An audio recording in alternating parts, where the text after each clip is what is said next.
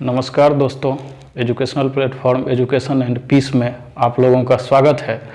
आज हम लोग इकोनॉमी के एक महत्वपूर्ण चैप्टर डायरेक्ट टैक्स एवं इनडायरेक्ट टैक्स के बारे में बात करेंगे। किसी भी देश की सरकार के लिए टैक्स एक महत्वपूर्ण आय का स्रोत होता है और आज हम लोग देखेंगे कि डायरेक्ट टैक्स और इनडायरेक्ट टैक्स में क्या अंतर है। चलिए इसको देखते हैं।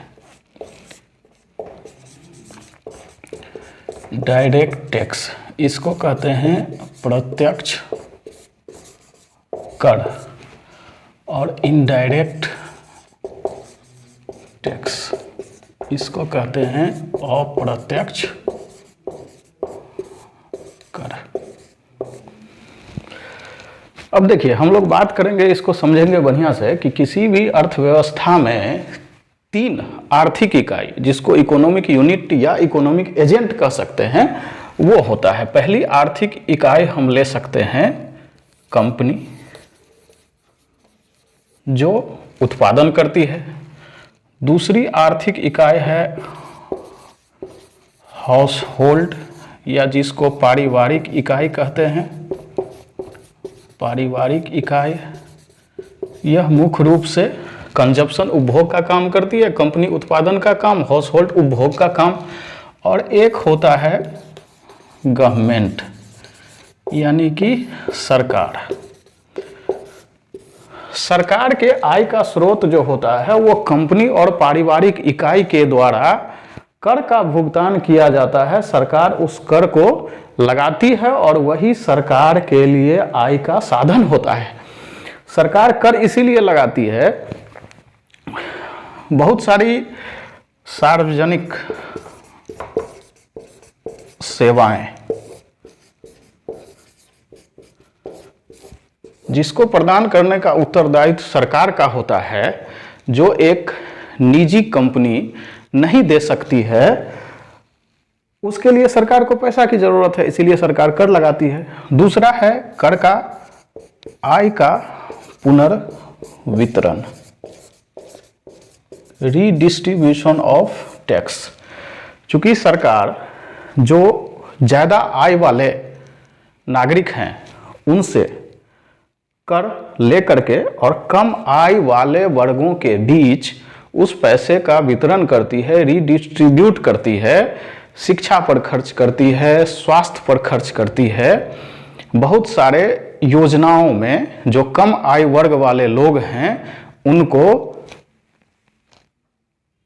पैसा का डिस्ट्रीब्यूशन करके आय का पुनर्वितरण का कार्य करती है, इसीलिए सरकार कर लगाती है। अब हम लोग देखते हैं डायरेक्ट टैक्स और इनडायरेक्ट टैक्स के बारे में। जैसा कि नाम से स्पष्ट है, डायरेक्ट और इनडायरेक्ट। डायरेक्ट का अर्थ होता है कि कोई भी कंपनी या व्यक्ति सरकार को डायरेक्ट टैक्स देती है, प्रत्यक्ष रूप से कर देती है, उसको डायरेक्ट टैक्स कहते हैं। और कोई भी व्यक्ति अगर या कंपनी सरकार को अप्रत्यक्ष रूप से अगर कर का भुगतान करती है तो उसको इनडायरेक्ट टैक्स कहते हैं। इसको समझने के लिए हम लोगों को दो वर्ड है जिसको समझना जरूरी है। एक होता है इंसिडेंस ऑफ टैक्स, करापात। एक होता है इम्पैक्ट ऑफ टैक्स, कराघात। करापात है कि सरकार जिससे टैक्स लेगी, सरकार जिसको कहेगी कि आप मेरे पास टैक्स जमा कीजिए, वो हुआ करापात। और इम्पैक्ट ऑफ टैक्स, कराघात, हुआ कि वास्तव में जो टैक्स जमा करेगा, टैक्स जमा करने का प्रभाव जिस पर पड़ेगा उसको कराघात कहते हैं। डायरेक्ट टैक्स में क्या होता है कि प्रत्यक्ष कर में करापात और कराघात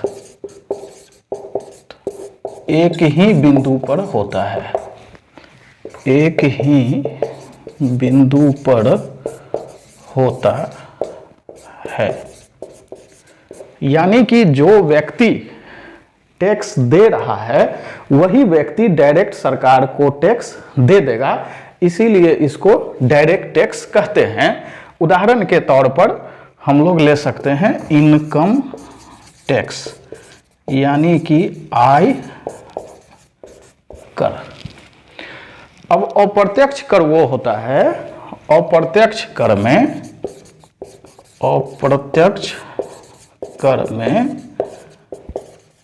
करापात और कराघात अलग अलग बिंदु पर होता है। इसमें अप्रत्यक्ष कर में क्या है कि सरकार किसी और से टैक्स वसूलेगी। सरकार कहेगी कि आप हमको टैक्स जमा कीजिए, जबकि वास्तव में जो टैक्स जमा कर रहा है वो वास्तव में टैक्स नहीं दे रहा है, वो टैक्स दूसरा व्यक्ति दे रहा है जिस पर कराघात है, जो कर का भुगतान वास्तव में कर रहा है किसी इंटरमीडियरी को, यानी कोई एक मध्यवर्ती संस्था है या व्यक्ति है, जैसे कि कंपनी है, और वो कंपनी सरकार को टैक्स देगी। यानी इस स्थिति में कोई भी व्यक्ति डायरेक्ट नहीं, जबकि किसी मध्यवर्ती इंटरमीडियरी के माध्यम से सरकार को टैक्स का भुगतान करती है, इसीलिए उसे अप्रत्यक्ष कर कहा जाता है। इस अप्रत्यक्ष कर का उदाहरण है GST, goods and services tax, वस्तु एवं सेवा कर अप्रत्यक्ष कर का उदाहरण है। अब हम लोग प्रत्यक्ष और अप्रत्यक्ष कर में और बहुत सारा इंटरेस्टिंग जो अंतर है उसको हम लोग समझने का प्रयास करते हैं। तो चलिए और बहुत ही महत्वपूर्ण अंतर को हम लोग समझते हैं। पहला अंतर हो गया करापात एवं कराघात एक ही बिंदु पर।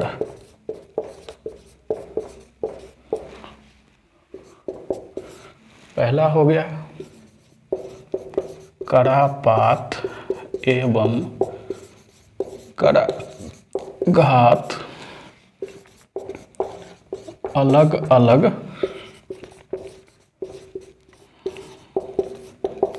बिंदु पर। उदाहरण आयकर, उदाहरण वस्तु एवं सेवा कर जीएसटी।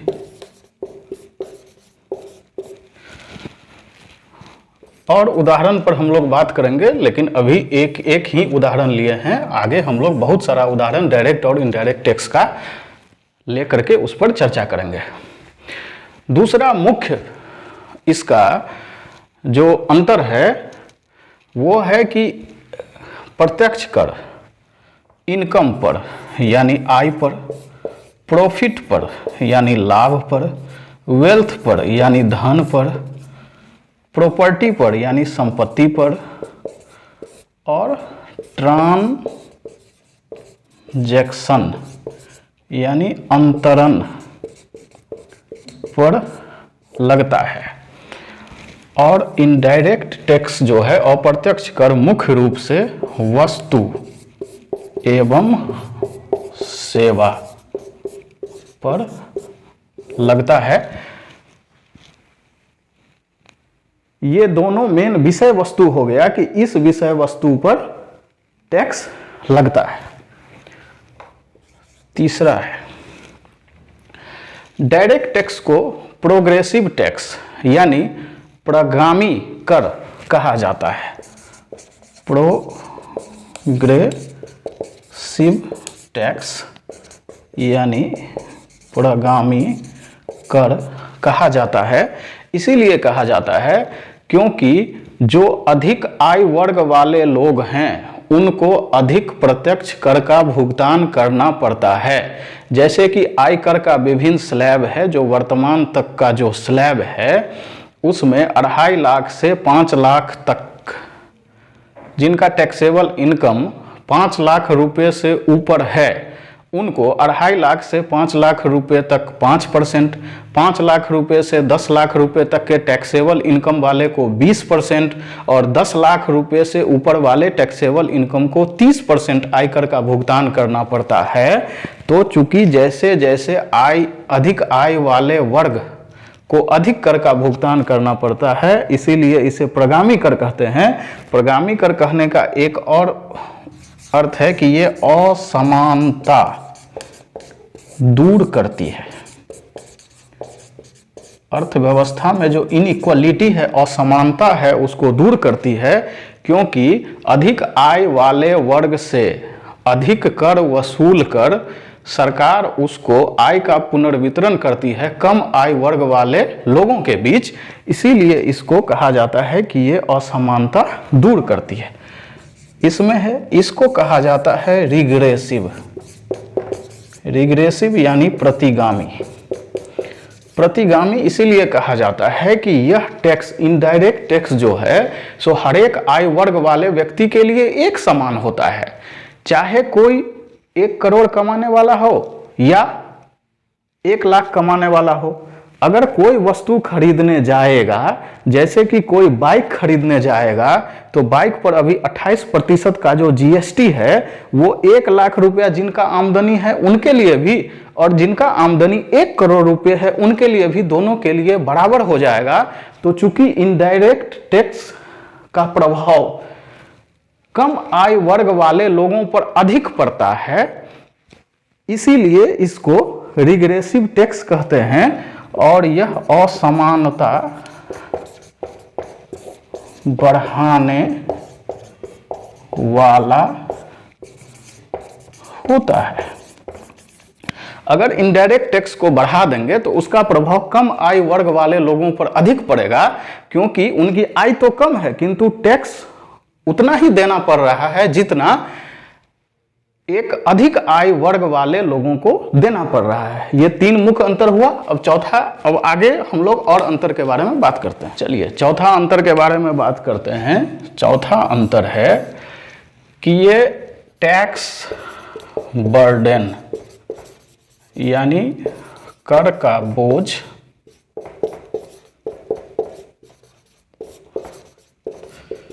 किसी दूसरे पर स्थानांतरित नहीं किया जा सकता है।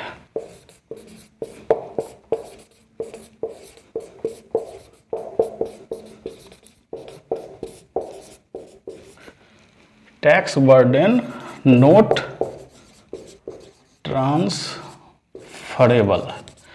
जैसे आयकर हुआ, किसी व्यक्ति का आमदनी अगर 10 लाख रुपए है तो टैक्स उसी व्यक्ति को जमा करना पड़ेगा। वो व्यक्ति अपने टैक्स के बर्डन को किसी और को पास नहीं कर सकता है, स्थानांतरित नहीं कर सकता है, ये टैक्स उसी को जमा करना है। ये है यहां पर टैक्स बर्डन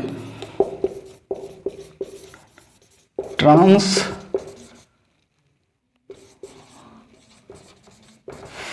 है, यानी कर का बोझ स्थानांतरित किया जा सकता है।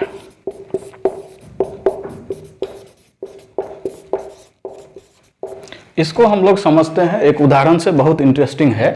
टैक्स बर्डन कैसे ट्रांसफर किया जा सकता है। जैसे कि एक उत्पादक है, यानी कोई कंपनी है,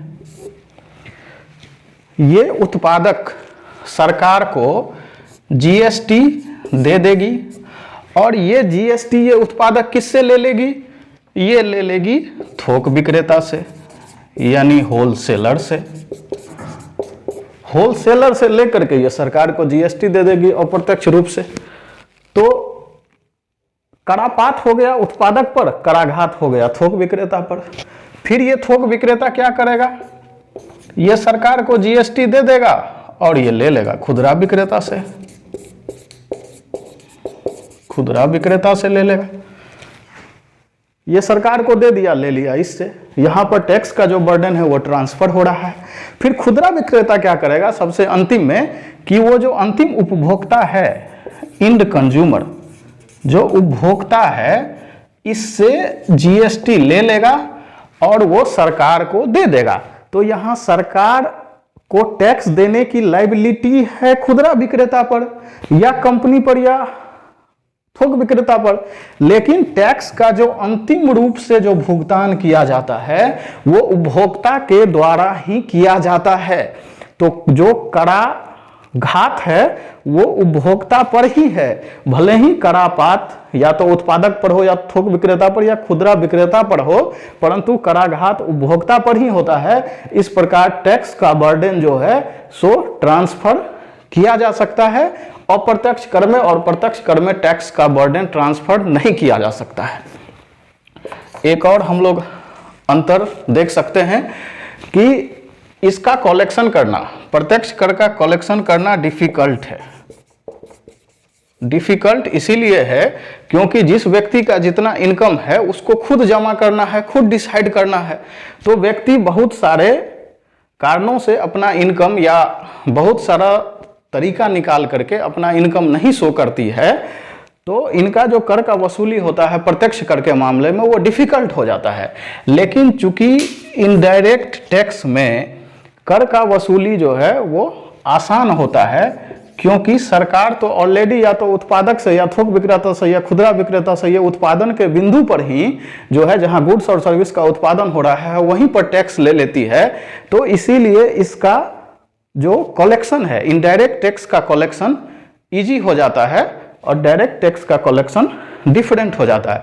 अब हम लोग समझ गए कि डायरेक्ट टैक्स और इनडायरेक्ट टैक्स में मुख्य अंतर क्या क्या है। अब हम लोग बहुत सारे उदाहरण का बात करेंगे कि डायरेक्ट टैक्स का कितना उदाहरण है और इनडायरेक्ट टैक्स का कितना उदाहरण है। तो चलिए बात करते हैं। चलिए अब हम डायरेक्ट और इनडायरेक्ट टैक्स के उदाहरण पर बात करते हैं। पहला डायरेक्ट टैक्स आयकर, यानी इनकम टैक्स, व्यक्ति के आय पर, इंडिविजुअल के आय पर लगने वाला कर आयकर। दूसरा हो गया निगम कर, इसको कहते हैं कॉरपोरेशन टैक्स। कंपनी के आय पर लगने वाला कर निगम कर। तीसरा हो गया कैपिटल गेन टैक्स, यानी पूंजी लाभ कर। कोई भी निवेश पर जो लाभ होता है उस पर पूंजी लाभ कर का भुगतान किया जाता है। ये दो प्रकार का होता है, एक होता है LTCG यानी लॉन्ग टर्म कैपिटल गेन, लंबी अवधि का पूंजी लाभ कर, और शॉर्ट टर्म कैपिटल गेन, छोटी अवधि का, कम अवधि का पूंजी लाभ कर। चौथा हो गया STT, यानी इसको कहते हैं सिक्योरिटीज ट्रांजैक्शन टैक्स, प्रतिभूति लेन देन कर।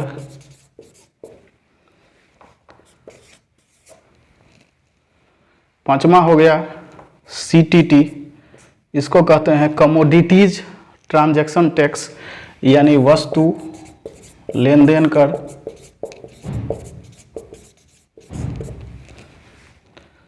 छठा हो गया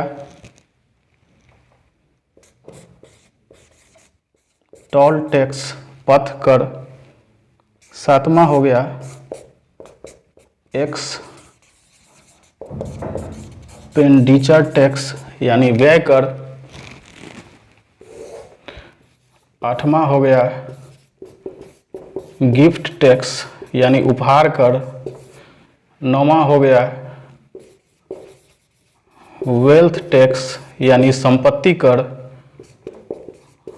10वां हो गया स्टेट ड्यूटी, यानी संपदा कर। इतना प्रत्यक्ष कर का उदाहरण है। अब हम लोग अप्रत्यक्ष कर के बारे में बात करते हैं। इसमें पहला हो गया, सबसे पहले हम लोग लेते हैं GST, यानी वस्तु एवं सेवा कर।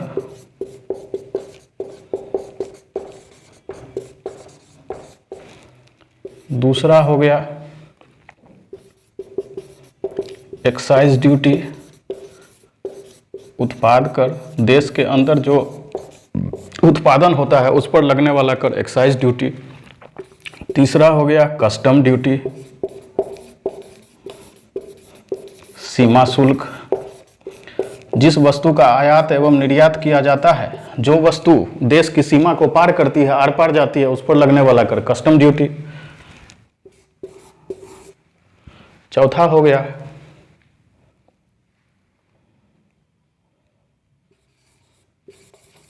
सेल टैक्स यानी कि बिक्री कर। पांचवा हो गया स्टाम्प ड्यूटी यानी स्टाम्प शुल्क।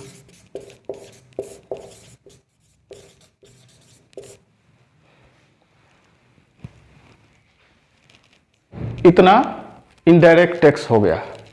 हम लोग आगे जहां पर जिस टैक्स की विस्तृत व्याख्या की जरूरत होगी वहां पर हम लोग आगे विस्तृत व्याख्या करेंगे। तत्काल ये उदाहरण समझने के लिए और परीक्षा के भी दृष्टिकोण से काफी है। इसमें पूछ देता है कि आखिर कौन सा टैक्स किस प्रकार का टैक्स है, उसको ध्यान में रखना आवश्यक है। तो हम लोग आज एक महत्वपूर्ण टॉपिक डायरेक्ट एवं इनडायरेक्ट टैक्स के बारे में बात किए। हम उम्मीद करते हैं कि इस टॉपिक से आप लोग बहुत कुछ सीखे होंगे। अगर कोई परेशानी हो, कोई डाउट हो तो उसे कमेंट में बताने की कृपा की जाए ताकि उस डाउट को दूर किया जा सके। तो आज के लिए इतना ही, धन्यवाद।